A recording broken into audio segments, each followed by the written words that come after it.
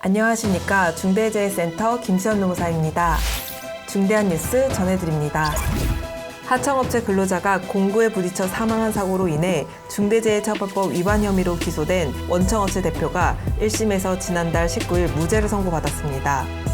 중대재해처벌법 위반 혐의로 기소된 사건 중 무죄 선고는 이번이 두 번째지만 법에 규정된 원청 대표의 안전보건 확보 의무 이행 여부를 법원이 구체적으로 판단해 무죄를 선고한 사례는 처음입니다.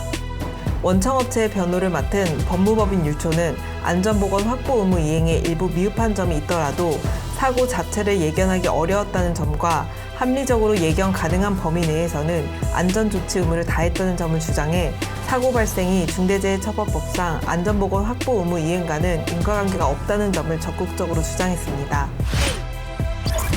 2022년 1월 11일 7명의 사상자가 발생한 광주시 아파트 건설 현장 붕괴 사고에서 시공사인 HDC 현대산업개발 경영진이 지난 20일 무죄를 선고받았습니다. 법원은 경영진에게 추상적인 지휘감독의 책임은 있지만 소속 직원 가실에 대한 직접 주의 의무는 없다며 무죄로 판단했습니다.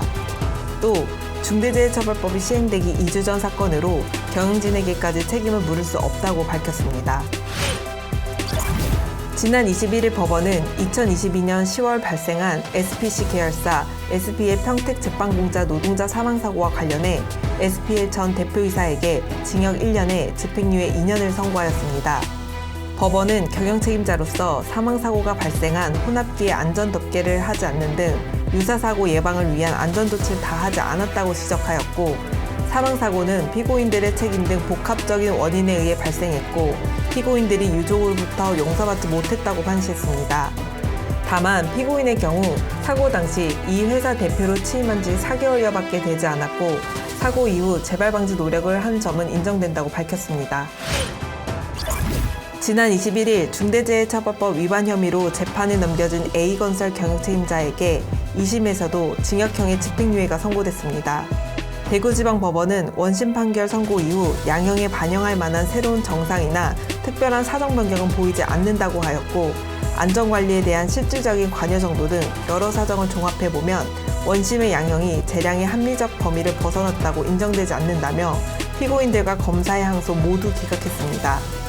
한편 1심에서는 A건설 경영책임자에게는 징역 1년의 집행유예 2년, A법인에게는 벌금 8천만 원을 선고했었습니다.